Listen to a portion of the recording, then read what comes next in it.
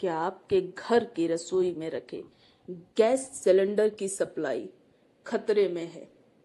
क्योंकि middle east में भयंकर युद्ध के हालात बने हुए हैं। उसका सीधा असर अब भारत के आम आदमी की रसोई पर पड़ने वाला है और खतरा इतना बड़ा है कि मोदी सरकार भी हड़बड़ा गई है। मोदी सरकार ने रातों रात एक बड़ा सुरक्षा कवच तैयार करने का फैसला लिया है। सरकार ने इंडियन ऑयल, भारत पेट्रोलियम और हिंदुस्तान पेट्रोलियम जैसी दिग्गज तेल कंपनियों को आदेश देते हुए कहा है कि वो रोजमर्रा के स्टॉक से अलग तुरंत 30 दिन का एलपीजी रिजर्व तैयार करें। लेकिन एक सवाल जो सबको परेशान कर रहा है, आखिर भारत सरकार इतनी हड़बड़ी में क्यों है? क्या भारत में गैस की कमी होने वाली है? और सरकार के 15 दिन के स्टॉक वाले दावों का असली सच क्या है? आइए आज इस वीडियो में करते हैं इसका डीप एनालिसिस। सबसे पहले हम समझते हैं कि ये नौबत क्यों आई। भारत में आज 33 करोड़ से ज्यादा घरों में एलपीजी गैस का इस्तेमाल होता है। यानी सप्लाई में थोड़ी सी भी रुकावट आई तो सीधे 33 करोड़ घरों में चूल्हे ठंडे पड़ जाएंगे। यानी 33 करोड़ घरों में खाना नहीं बनेगा। खतरा है स्टेट ऑफ हॉर्मुज़ में तनाव।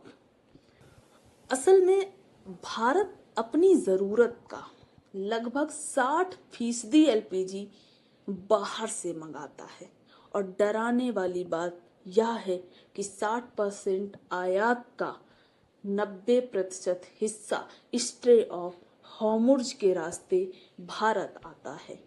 युद्ध के कारण ये समुद्री रास्ता बेहद खतरनाक हो चुका है और कई एलपीजी टैंकर पारस की खाड़ी में फंसे हुए हैं।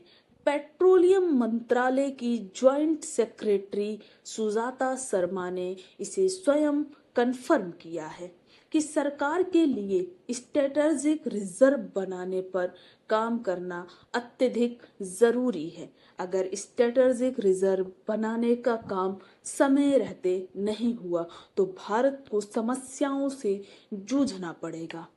अभी भारत के पास कच्चे तेल के लिए तो इमरजेंसी रिजर्व है, लेकिन एलपीजी और एलएनजी के लिए ऐसा कोई बैकअप तैयार नहीं है। अब यहाँ एक बहुत बड़ा पेंच फंसता है। कुछ दिन पहले भारत सरकार ने कहा था घबराने की जरूरत नहीं है, भारत के पास 45 दिन का एलपीजी का रोलिंग स्टॉक मौजूद है। लेकिन जब इंडस्ट्री के जानकारों ने इसकी जांच पड़ताल की तो पता चला भारत सरकार का ये दावा बिल्कुल झूठा था। भारत के पास दरअसल भारत सरकार उन जहाजों को भी इस स्टॉक में गिन रही थी जो अभी समंदर के रास्ते में हैं। लेकिन ऑयल इंडस्ट्री के जो नियम हैं उनके मुताबिक समंदर में चल रहे जहाजों को बफर स्टॉक नहीं माना जाता है। युद्ध के माहौल में उन जहाजों के भारत पहुंचने की कोई गारंटी नहीं होती है। ये बात भी स्पष्ट नहीं होती है कि वो जहाज सुरक्षित तरीके से भारत आ जाएंगे। भारत की कुल स्टोरेज क्षमता 16 लाख टन है, जिसमें से 53% इंपोर्ट टर्मिनल पर, 31% बॉटलिंग प्लांट में और 16% रिफाइनरीज में है। इसी 17 दिन की सच्चाई को देखकर अब सरकार 30 दिन का पक्का फिजिकल रिजर्व बनाने में जुट गई है। अब सरकार अपने 45 दिन के दावों से मुकर चुकी है और ये स्पष्ट हो चुका है कि हमारे पास रिजर्व स्टॉक नहीं है। एलपीजी और एलएनजी का कोई बैकअप हमारे पास नहीं है। लेकिन एक अच्छी खबर इस सब के बीच है कि भारत ने हाथ पर हाथ धरकर बैठना नहीं सीखा है। युद्ध से पहले भारत ने हर दिन 90,000 टन एलपीजी की खपत की थी। संकट को देखते हुए पेट्रोलियम मंत्रालय ने डोमेस्टिक रिफाइनरी से प्रोडक्शन बढ़ा दिया। अब भारत खुद हर दिन 50 से 52,000 टन एलपीजी प्रोड्यूस कर रहा है, यानी घरेलू डिमांड का लगभग 70% हिस्सा अब हम स्वयं बना रहे हैं, जो युद्ध से पहले महज 40% था। इसके अलावा भारत अपने आयात को डाइवर्सिफाई कर रहा है। अब हम सिर्फ मिडिल ईस्ट के भरोसे पर नहीं हैं। हमने अमेरिका, ऑस्ट्रिया और रूस जैसे देशों से भी एलपीजी कार्गो मांगने की कोशिश की है।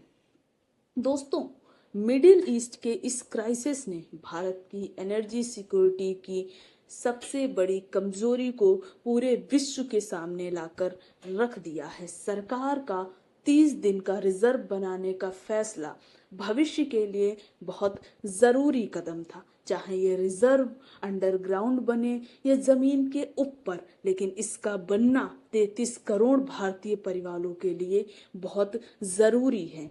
अगर ये नहीं बनता है तो भारत को आर्थिक संकट से जूझना पड़ेगा और 33 करोड़ घरों में चूल्हा जलना ठप हो जाएगा। इस मुद्दे पर आपकी क्या राय है?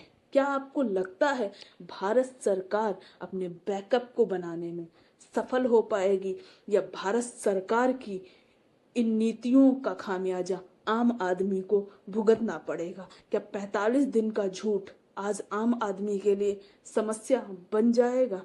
आप भी बताइए अपनी राय कमेंट में।